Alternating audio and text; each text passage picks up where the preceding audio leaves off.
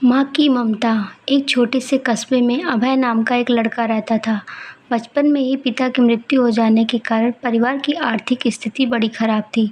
अभय की माँ कुछ पढ़ी लिखी जरूर थी, लेकिन उतनी पढ़ाई से नौकरी कहाँ मिलने वाली थी। वह घर घर बर्तन मांजकर और सिलाई बुनाई का काम करके किसी तरह अपने बच्चे को पढ़ा लिखा रही थी। अभय स्वभाव में थोड़ा शर्मीला था और अक्सर चुपचाप बैठा रहता था। एक दिन जब वो स्कूल से लौटा तो उसके हाथ में एक लिफाफा था। उसने माँ को लिफाफा पकड़ाते हुए कहा, माँ, मास्टर साहब ने तुम्हारे लिए चिट्ठी भेजी है, ज़रा देखो तो इसमें क्या लिखा है।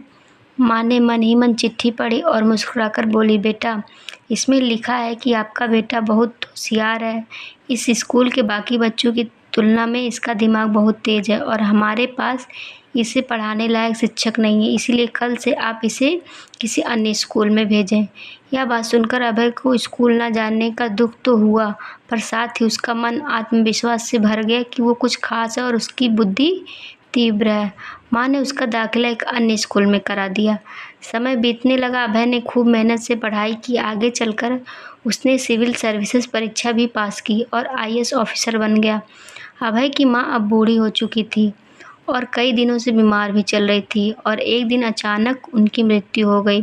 अभय के लिए ये बड़ा आघात था। वह बिलख बिलख कर रो पड़ा। उसे समझ नहीं आ रहा था कि अब वह अपनी माँ के बिना कैसे जिएगा। रोते रोते ही उसने माँ की पुरानी अलमारी खोली और हाथ में उनकी माला, चश्मा और अन्य वस्तुएं लेकर चूमने लगा। उस अलमारी में अभय के पुराने खिलौने और बचपन के कपड़े तक संभाल कर रखे हुए थे।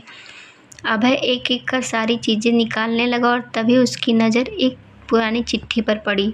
दरअसल ये वही चिट्ठी थी जो मास्टर साहब ने उसे 19 साल पहले दी थी। नम आँखों से अभय उसे पढ़ने लगा।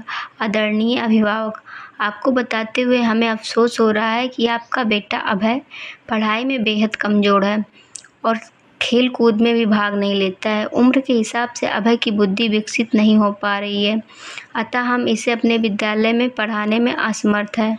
आपसे निवेदन है कि अभय का दाखिला किसी मंदबुद्धि विद्यालय में कराएं अथवा घर पर खुद ही पढ़ाएं। सादर प्रिंसिपल। अभय जानता था कि भले अब उसकी माँ इस दुनिया में नहीं रही, पर वो जहाँ भी रहे उसकी ममता, उनका आशीर्वाद सदा उस पर बना रहेगा। दोस्तों, माँ से बढ़कर त्याग और तपस्या की मूर्त भला और कौन हो सकता है। हम पढ़ लिख लें, बड़े होकर कुछ बन जाएं, इसके लिए वो चुपचाप ना जाने कितनी कुर्बानियाँ देती हैं। अपनी ज़रूरतें मारकर हमारे शौक़ पूरा करती हैं। यहाँ तक कि संतान बुरा व्यवहार करे तो भी माँ उसका भला ही सोचती हैं। सचमुच माँ जैसा कोई नहीं है। दोस्तों, आपको वीडियो कैसी लगी? अच्छी लगी हो तो लाइक ज़रूर करिएगा और चैनल को भी सब्सक्राइब करिएगा। Thank you.